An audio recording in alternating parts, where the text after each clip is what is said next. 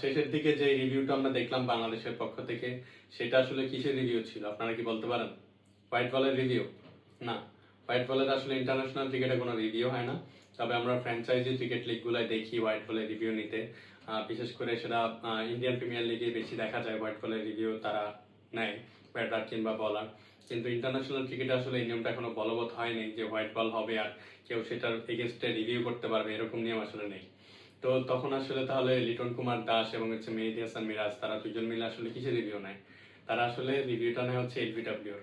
আপনি যদি দেখেন 2 বল থেকে দরকার ছিল 12 রান পাকিস্তানের, ব্যাটিং করতেছিল শাহিন আফ্রিদি। তো সেই ক্ষেত্রে শেষ ওভার রিশাদ হোসেন পায়।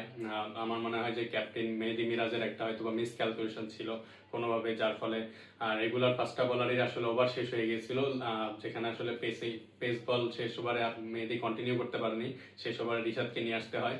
তো রিশাদ সেখানে শেষ বলের আগের বলটা আসলে শাহিন আফ্রিদিকে একটা ফ্লাইট অফার করে, যেই ফ্লাইটটা শাহিন আফ্রিদি টোটালি মিস করে যখন তাদের 2 বল থেকে 12 রান প্রয়োজন ছিল। তো সেই বলটা যদি ডট বল হয়ে যেত সেখানে পাকিস্তানের খেলা শেষ, যেটা হয়েছে যদিও পরবর্তীতে। কিন্তু প্রথমে আম্পায়ার কুমার ধর্মসেনা কিন্তু বলটা হোয়াইট ঘোষণা করে। তো তখন লিটন কুমার দাস 100% শিওর ছিল যে বলটা শাহিন আফ্রিদির ব্যাটের কোনো একটা অংশে লেগেছে। তো তখন সে আসলে বলটা তো কটও করেনি, কট করলে হয়তো বা কট বিহাইন্ডের সে একটা আবেদন করতে পারতো বা হচ্ছে একটা রিভিউ করতে পারতো। কিন্তু এখানে আসলে কি করবে, তখন একটা বিচক্ষণ সিদ্ধান্ত আমার মনে হয় যে লিটন কুমার দাসের থেকে আসে, যেটা হচ্ছে সে চিন্তা করে যে যদি এলবিডব্লিউ আমরা আবেদন করি, তো সেক্ষেত্রে আসলে আমরা জানি এলবিডব্লিউ তে থার্ড আম্পায়ারের কাজ কি থাকে। প্রথম কাজটা থাকে হচ্ছে বলটা কি নো হয়েছে কিনা পায়ের নো চেক করা। পরের কাজটাই কিন্তু থাকে হচ্ছে বলটা কি ব্যাটে লেগেছিল কিনা।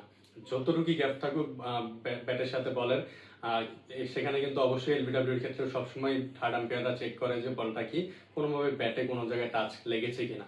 তো সেই টাচটা যদি আমরা দেখি যে ব্যাটে টাচ লেগে যায়, তো সেক্ষেত্রে কিন্তু এলবিডব্লিউর আবেদনটা অটোমেটিক্যালি ক্যান্সেল হয়ে যায়, কারণ বল সরাসরি পায়ে হিট করতে হবে। তো সেই জায়গায় কিন্তু তখন যখন এলবিডব্লিউর আবেদনটা করলো মেহেদী মিরাজ এবং লিটন কুমার দাস, তো সেক্ষেত্রে কিন্তু থার্ড আম্পায়ারের প্রথম কাজটাই ছিল হচ্ছে পায়ের নো চেক করা, যেটা হচ্ছে ফেয়ার ডেলিভারি। এবং সেকেন্ড নিয়মটাই হচ্ছে এলবিডব্লিউর ক্ষেত্রে তাকে হচ্ছে বলটা কি ব্যাটে লেগেছিল কিনা সেটা দেখা। তো সেই জায়গায় কিন্তু তখন ব্যাটে চেক করে দেখে যে বলটা আসলে ব্যাটেই লেগেছে। যে বলটা অনেকটা বাইরে, লেগ সাইডের বাইরে দিয়ে, সেটা এলবিডব্লিউ হওয়ার কোনো প্রশ্নই আসে না, এটা আমরা সবাই ক্লিয়ার। কিন্তু এখানে আসলে বুদ্ধিমানের মতো কাজ করেছে লিটন এবং মেহেদী হাসান মিরাজ। তো সেই বলটা কিন্তু যখন ব্যাটে লাগে তখন কিন্তু যেই হোয়াইটটা ঘোষণা করেছিল কুমার ধর্মসেনা, সেটা কিন্তু অটোমেটিক্যালি ক্যান্সেল হয়ে যায় এবং হচ্ছে 1 বল থেকে 12 রান বাংলাদেশের প্রয়োজন, মানে পাকিস্তানের প্রয়োজন পড়ে। এবং সেটা কিন্তু কোনোভাবেই সম্ভব না। শাহিন আফ্রিদি সেক্ষেত্রে খুবই একটা মেজাজ খারাপ করে আসলে আমার মনে হয় যে সামনে আগায় শেষ বলটা, এবং সে কিন্তু পিছনে আউট হয়ে যায়। লিটন কুমার দাস তাকে স্ট্যাম্পিং করে আউট করে দেয়। তারপরে কিন্তু একটু ফ্রাস্ট্রেশন দেখাচ্ছিল শাহিন আফ্রিদি। তো আসলে এটা আপনি ওই দিনও একটা ইনসিডেন্ট হয়েছিল যেখানে হচ্ছে মেহেদী হাসান মিরাজ সে সালমান আলী আগাকে একটা বল ডেড হওয়ার কথা ছিল, ডেড হওয়ার আগেই সালমান আলী আগা যখন বলটা পিক করতে যায়, সে কিন্তু মেহেদী হাসান মিরাজ বলটা আগেই নিয়ে স্টাম্প ভেঙে ফেলে। তখন আমরা অনেকে সিম্প্যাথি দেখাচ্ছিলাম যে ক্রিকেটের স্পিড নষ্ট হচ্ছে, এই সেই হ্যান ত্যান অনেক কথা। কিন্তু আসলে একটা ইন্টারন্যাশনাল ম্যাচ, সেখানে আসলে কে কতটুকু বুদ্ধিমানের মতো আইসিসির নিয়মগুলো অ্যাপ্লাই করতে পারতেছে সেটাও কিন্তু আপনাকে দেখতে হবে। সেটা কিন্তু মেহেদী হাসান মিরাজের ক্রেডিট। তো আজকে যদি আপনি চিন্তা করেন, এখানে হোয়াইটের একটা আবেদন হয়েছিল যেখানে আসলে হোয়াইট নিয়ে বাংলাদেশ টিম সন্তুষ্ট ছিল না।